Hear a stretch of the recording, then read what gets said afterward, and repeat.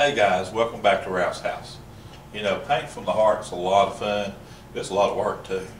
I mean, it's scary sometimes. Oh my gosh, what have we done? Oh, it's scary. But so we got our sky done.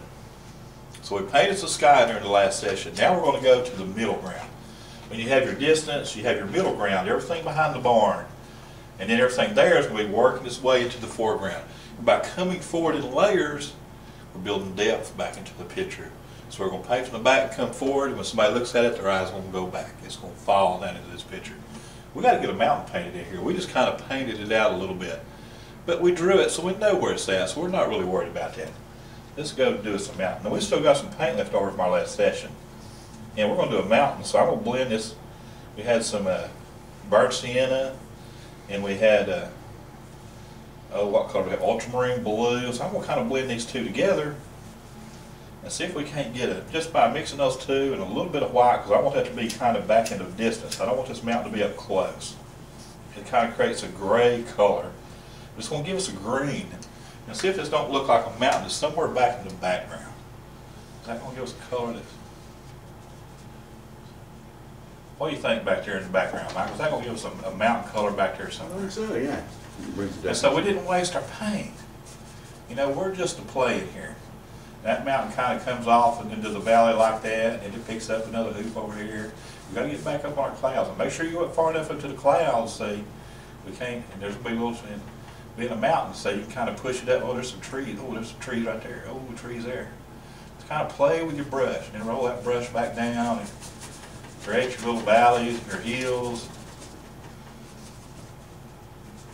See, that mountain drops straight off at the point. What they call it, Lookout Mountain. Looks over, stands there, and looks right over Chattanooga. So that kind of gives us some kind of a gray, green mountain. It would be further back in the background, don't it? Now keep your brightest paint. If you ever look at a mountain, I'll tell you what will surprise you. Look at your mountains back there in the background. See how I went over that tree? You can still see the limbs in there. You're close enough when you're painting. You see where your picture's going to work in. So don't worry about covering. Don't try to spend time.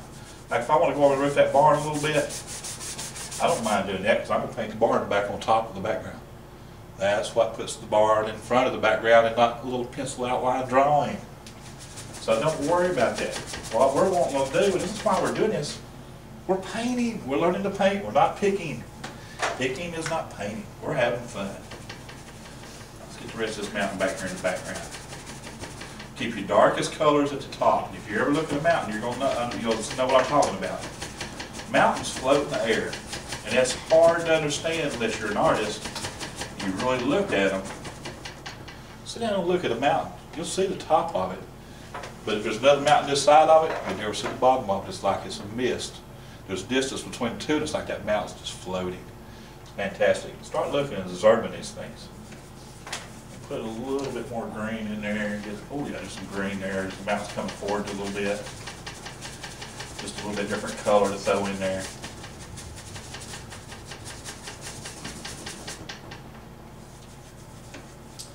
That kind of works a little bit. Get on back in here. And again, roll that brush. Now one thing about Lookout Mountain, it ain't the only mountain there. There's another one back there in the background a little bit. We want it to stay in the background. So I just take that dry brush. So I catch the top of it. Now it looks like a mountain there, but see there's an atmosphere between the two. You don't have to paint it all the way down to the ground.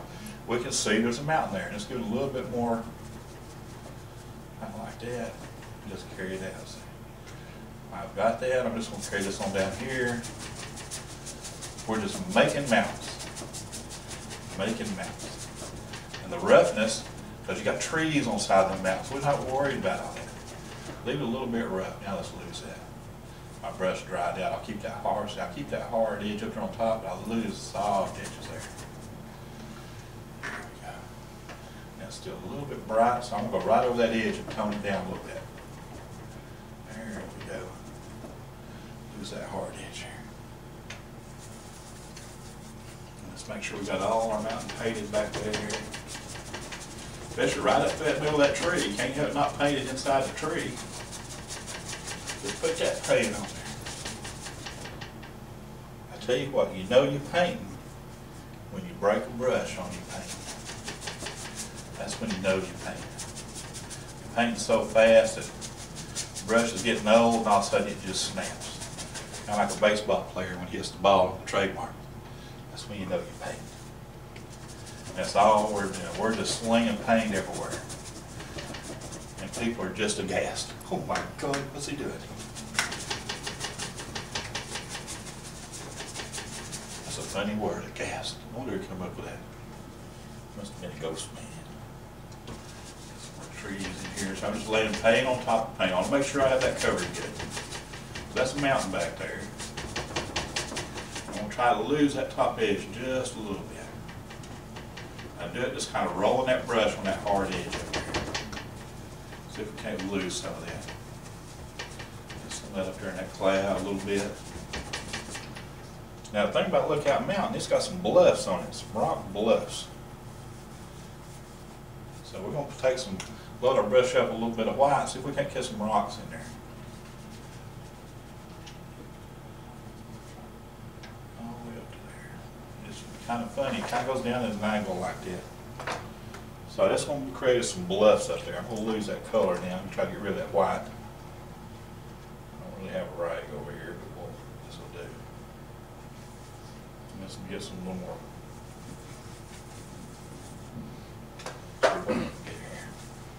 I'm good. And let's throw another color green in here. See if we can.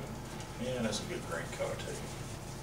So always going to use gray green. Something keep it subdued. These are the woods down there in the background, behind the cabin, behind the barn, across the top. Let's lose those edges right there. There we go. See how the kind of goes up between the bluffs. I'll lose a little bit of that up into there. So we just keep piling paint on paint.